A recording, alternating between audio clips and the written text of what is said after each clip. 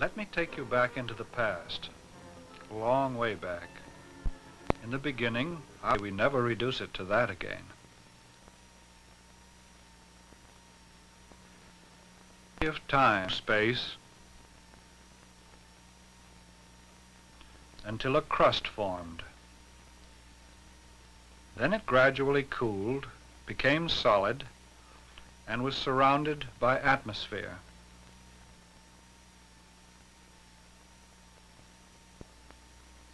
Mud and water collected on its surface.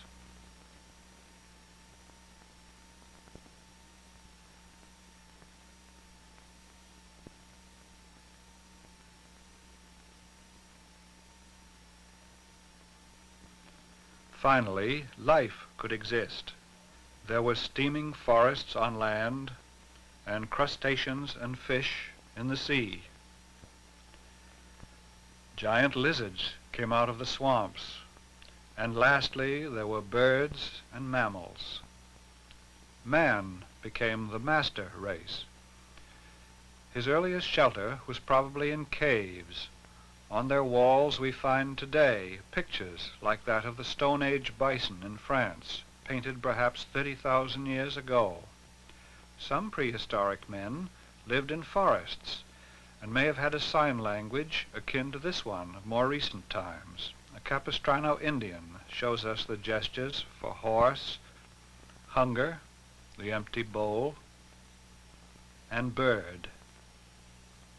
If a message was to be sent, one could pictures. Early languages developed picture writing, such as these hieroglyphics. They used significant lines, or calligraphy, which is defined as beautiful writing. On the continent, we have not only Mexico's calendar stone, but other landmarks of civilization like this 150-room cliff dwelling at Mesa Verde in Colorado.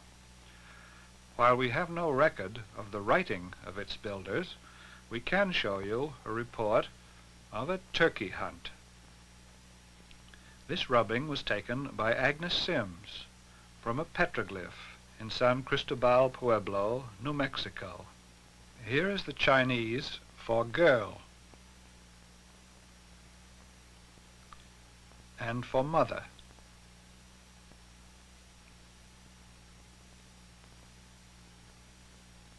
This one is boy. Take girl,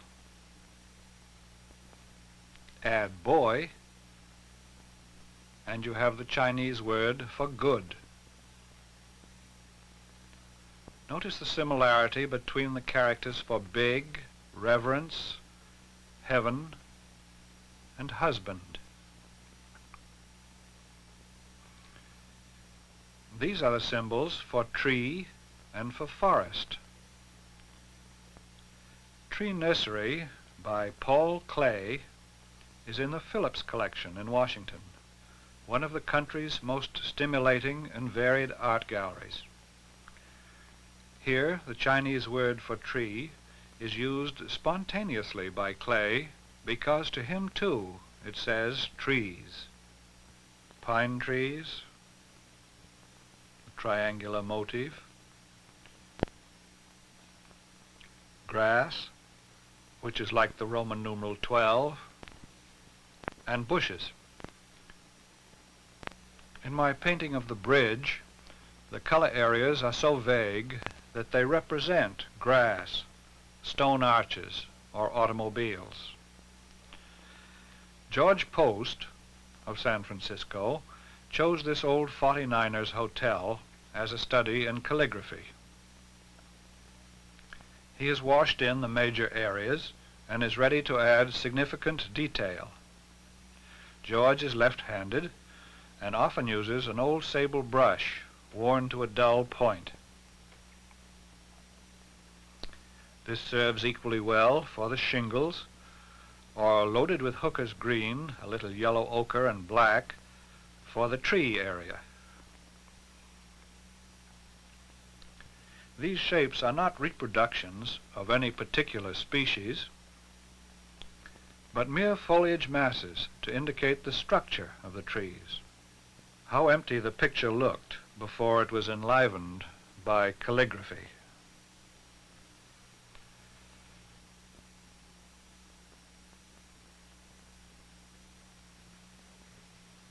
This is his painting of Point Richmond, north of Berkeley, and his scene from the Mother Lode country, California. While the color areas in Raoul Dufy's Chateau and Horses were probably chosen for harmony, not realism, these are identified as horses, trees, and people by calligraphy or brush strokes. John Marin defines the pebbled beach in his Quoddy Head as authentically down Main way, and designates other areas of the paper as rocks, surf, or sky. The strokes in my still life of basket and lamp were for the purpose of adorning various surfaces rather than describing them. Now we are looking at paintings by Paul Travis of Cleveland. Let us watch him at work, since he is one of our most inventive calligraphers. These colors that he's pouring into the wet paper are in no way representational, but chosen to express a mood or an idea. He, by the way, dribbled on paint long before the founders of the late teapot cult. As I watch him combine pigment and ink, the raw, contrasting colors already suggest savagery and the ruthless combat for survival in the jungle.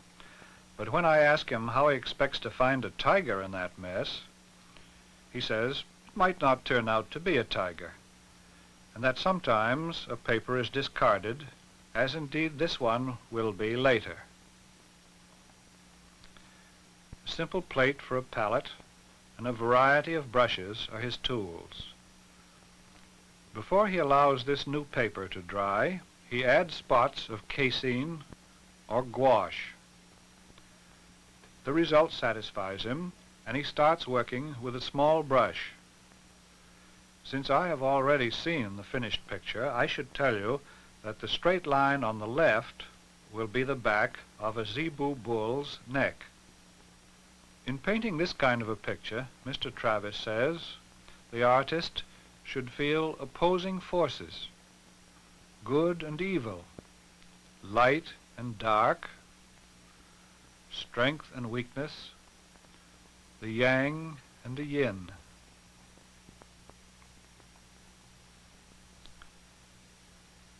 Travis is using an S-curve repeatedly, thus uniting the various forms in the picture. He likes to juxtapose fine calligraphic lines with coarse ones for contrast, the tiger's head and mouth, and more S-curves. With a fingerprint, he glazes over the eyes with purple, the color symbolizing death, as the tiger sinks his teeth into the bull's neck. This close-up of the bull's face, full of bewilderment and suffering, is part of the drama of survival. Rather than continue to follow the artist's hand as he utilizes these rhythmic lines of dark and light, we now move to the almost completed painting.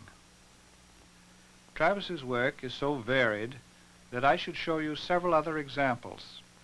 Each is a conception unlike the others, and each is done with varied techniques and approaches. In this final study, the same feeling ripples the muscles under the tiger's skin and imparts a glare of hate to his yellow eyes. As a contrast, let us turn to a picture by a friend of Travis's and bask in the quiet of Charles Birchfield's Sultry Afternoon. He too uses calligraphy, but in soft colors and with a tenderness suited to the feeling of the day. Above the stirring of leaves and grass, a locust buzzes lazily. Now for a quite different emotion, let us enjoy the rococo, red plush, and opulent decor of Dufy's The Opera, Paris. Across the pages of history, from prehistoric times until now, we've seen men communicate information and express a wide variety of thoughts and emotions by means of painting with calligraphy.